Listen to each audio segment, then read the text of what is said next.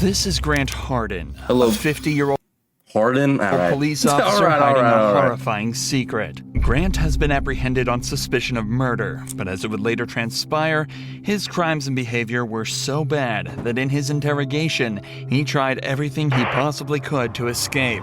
On the 23rd of February, James Appleton had pulled into a parking lot on Ganridge Road to take a phone call with his brother-in-law. Suddenly, a loud banging sound was heard over the phone, and the line went dead. A passerby had spotted a white Chevrolet Malibu parked behind James's car that immediately sped away after the loud noise. When the passerby went to check on James, he was lying dead at the wheel with a gunshot wound to the head. Gateway, Arkansas is a small town of 400 people, in Arkansas. So the owner of the Chevy was quickly determined to be Grant Hardin, a 50-year-old police officer who had lived in this town his whole life. Later that night, Grant's vehicle was stopped at a police roadblock after taking his family out for dinner, and he was quickly brought in for questioning. But unfortunately for everyone involved, Grant's experience in law enforcement would prove to make this interrogation one of the most excruciating and difficult that Arkansas police had ever had to deal with. Just be a police officer, you can get away with a lot. I'm Detective Chamberlain. Society. James Chamberlain. Okay. Did you used to be a police officer somewhere? Or, I recognized you, but I wasn't 100% sure where I knew you from. But somebody said that you used to be a police officer in Gateway or something like that. Okay. The interrogation begins casually as Detective Chamberlain opens with questions about Grant's career. As they're both police officers, he assumes he can strike an immediate middle ground with him, building trust between them and hopefully getting him to relax so he'd give up information easier. A strategy that he'd soon find out had the opposite effect. Grant has then read his rights, but decides this is where he's going to start making it difficult for the detectives. Here's the thing. I want to talk to you about what you've done today, okay? Can you just take me through when you woke up this morning to when you got stopped by the police out there in, what's the name of that road that you were on? I'm sorry, I'm going to drop. So he literally did shoot the guy. I haven't said anything after I've been read those rights yet. Okay.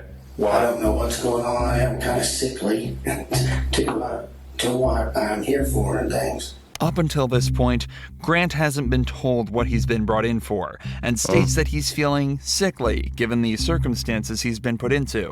Given his disturbing body language, he may also be feeling exposed and somewhat inferior due to being the suspect of a case instead of the detective for the first time in his life. That's deep. So you don't want to explain what you've done today? Did you? Is there a reason behind that?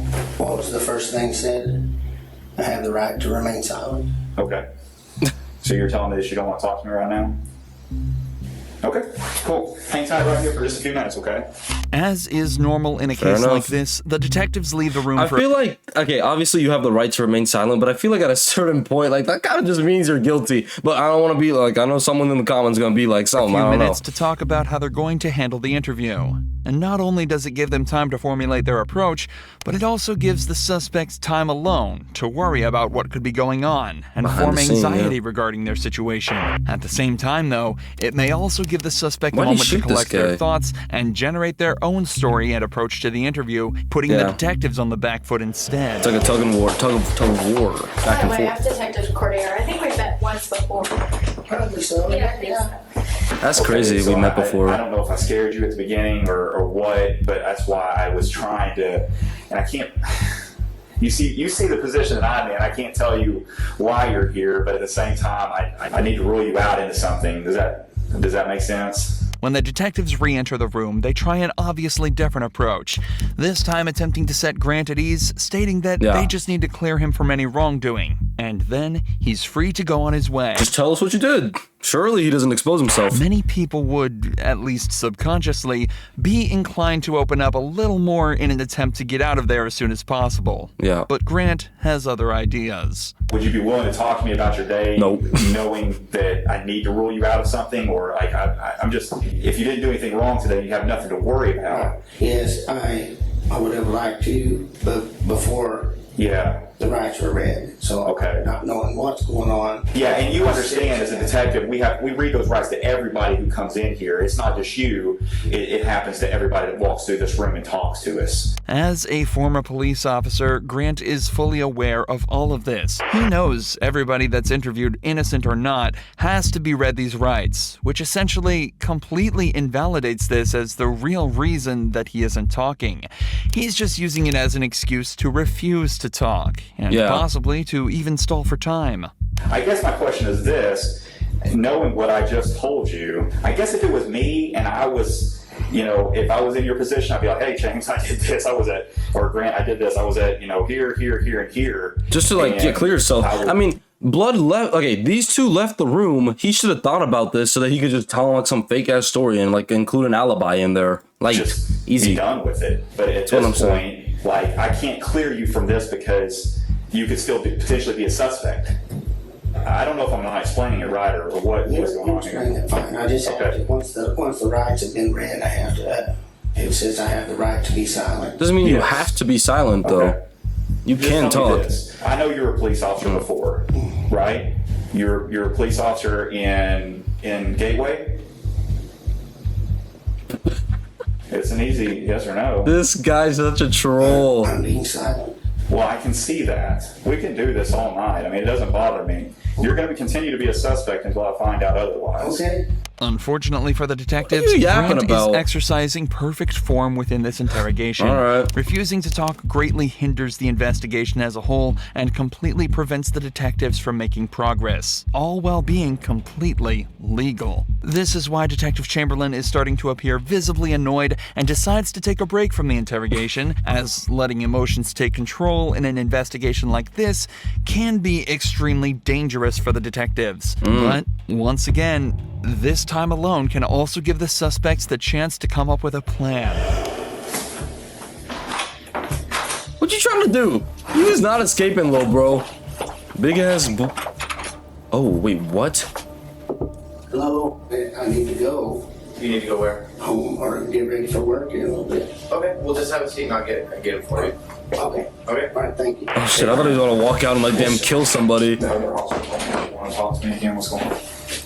I'm just ready to go. Okay. Fair enough. I'm not ready for you to go yet, so you're not going to be able to go. I've got Oh, other things the to group do leader right said you now, can't go. so- Oh,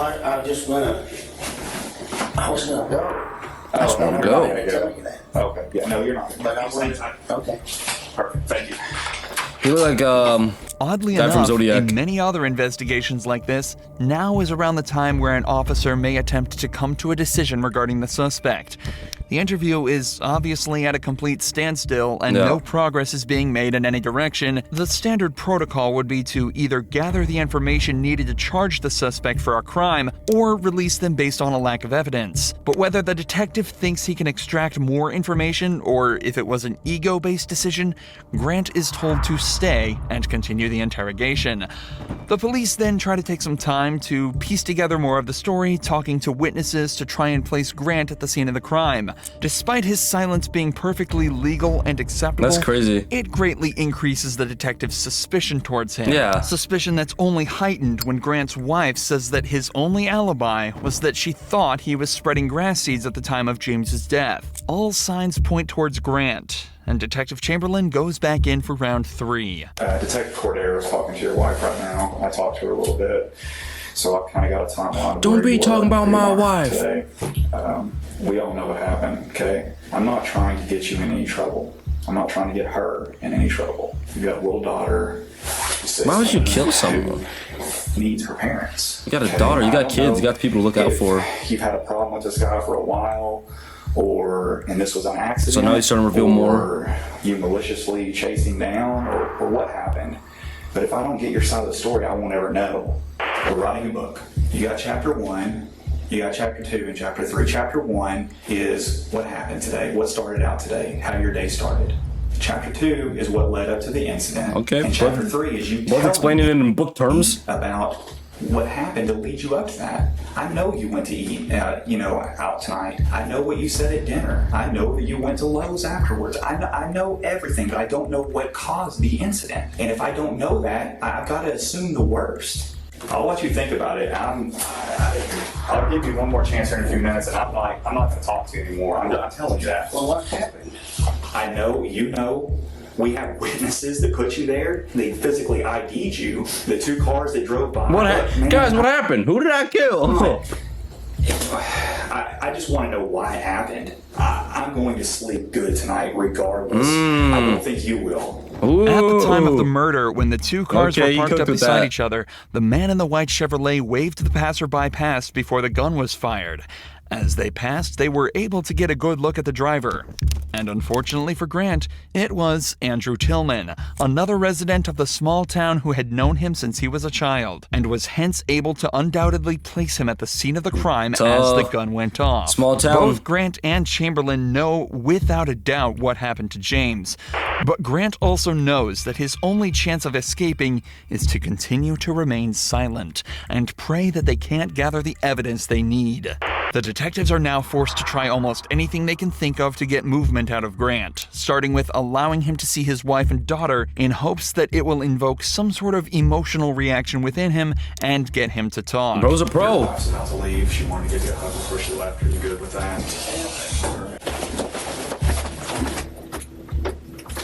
No, you too. Okay. All right, I'll be back in a few minutes. Thank you. That's it. A few little taps on the back. I just killed a man. Sorry, babe. All right, sure enough. Unfortunately, even this doesn't work. So instead, Detective Just Cordiero fucking kill his decides family in front of him. That's the to only thing that's gonna return work. alone with a more calm and sympathetic demeanor in a second attempt to build trust with Grant. Often, male suspects are more likely to build a subconscious connection with female detectives due to them often thinking that they're less threatening and more understanding. Realistically, this is the last option the detectives have. Alright. Surely he doesn't sell. This is their last option, so do not sell. Regular. Think about laying down up on that desk, but it looks awful hard. Yeah, I don't know if you'll be any more comfortable up there than what you are now. Can you help me understand how we got to this point? I don't know. I don't know. Man, I remember being on patrol and running into you one night. Help me out on a call, back me up. Oh, It was way back in Look how the mighty have 3 fallen. years now. well, Two, Yeah, probably something so. like that. Yeah, something like that.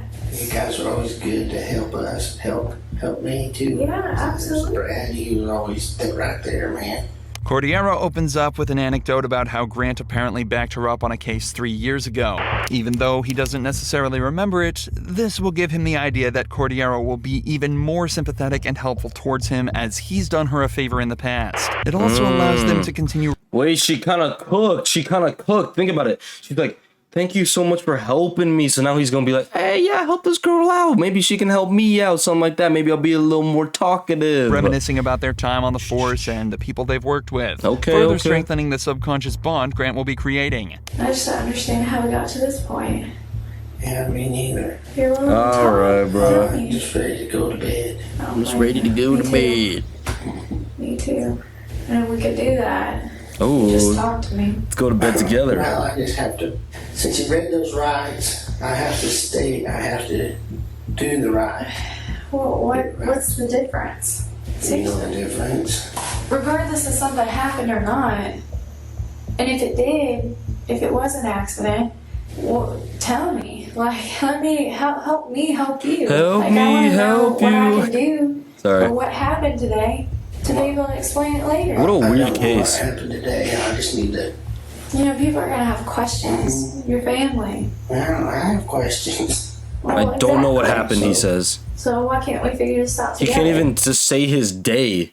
Bitch, you know what happened. Cordiero is making So a conscious weird. effort to use inclusive language, such as, we will figure this out together. This and her open and expressive body language are both techniques she's using to make Grant feel more relaxed, and as though he's part of the solution, not the problem. She's also making every solution. effort to be Okay. nice to Grant, in hopes that maybe he'll finally open up to her, or at least give her a way in.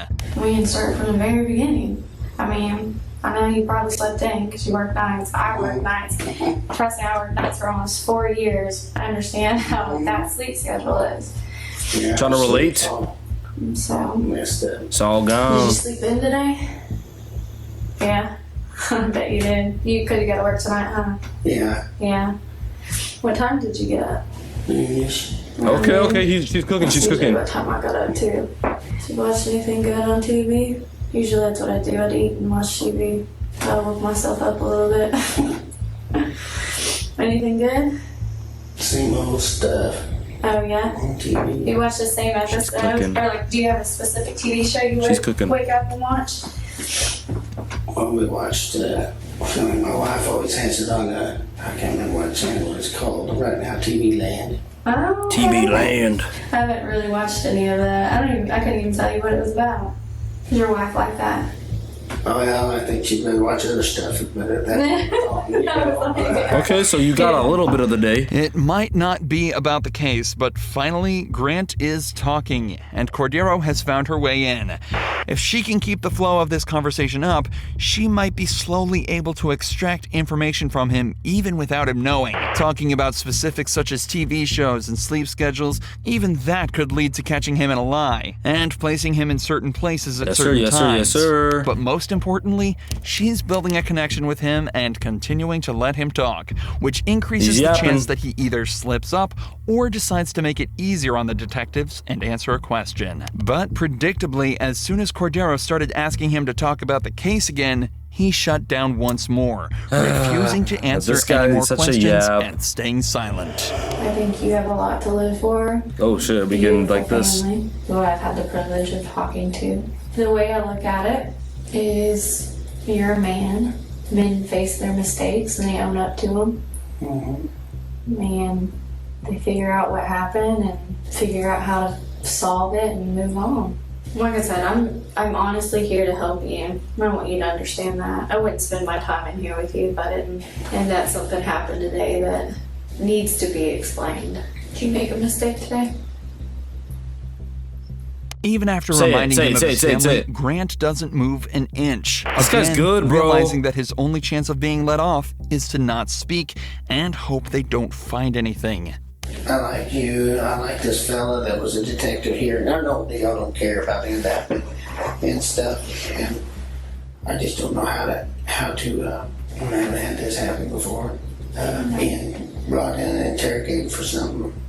So I know you don't care, but I just don't know how to be silent. Sitting over here looking like a jerk. No, you're not.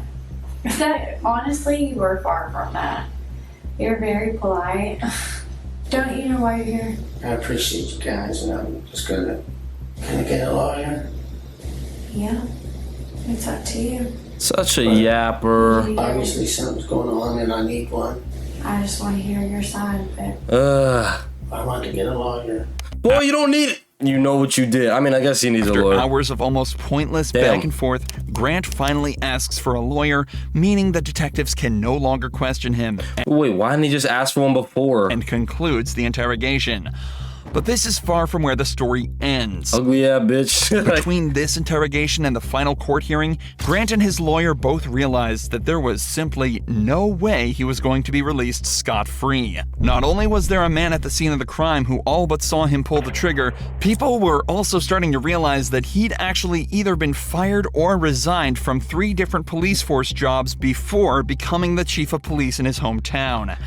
Sanest American police officer. On October 16th, 2017, he pleaded guilty to the first-degree murder, but refused to reveal his motive, leaving each member of James Appleton's family without closure to this day. Damn, that's However, crazy. as Grant was being prosecuted, a shocking revelation was made that turned him, a murderer, into a senseless monster of a human being. shit. As his Never mind, you're not ugly, bro. You're not ugly. DNA was being taken, they realized it was already in the system, under an unknown name, for a crime committed almost 20 years ago. In November of 1997, a teacher at Frank Tillery Elementary School went to the teacher's lounge bathroom only to be met by a man brandishing a gun that forced her into a stall. The man then raped her and fled, taking care of the gun that forced her into a stall. The man then raped her and fled. Oh, wow. What the fuck? Taking care not to touch anything or leave evidence behind, except for the he left on her clothes. Oh, that's disgusting. Local police did everything they could to identify the perp, but after 20 months of effort, the investigation went cold until 20 years later when Grant Hardin's DNA was found to be a bro, and this guy has a kid, bro, and a wife. Perfect match. And because Rogers police had obtained a John Doe warrant back in 2003, allowing them to arrest an unknown suspect and bypass the statute of limitations, he was hit with the 14-year sentence for his on top of the 21 Wow. years for the murder of James I'm gonna be fucking 50 when this guy gets out or something like that. That's crazy. Appleton. And as such, probably gonna Grant die. Hardin was sentenced to 35 years in prison, meaning that he'll likely live out the rest of his life behind bars. Wow. Good video. Holy shit, that got dark really fast. Okay. All right.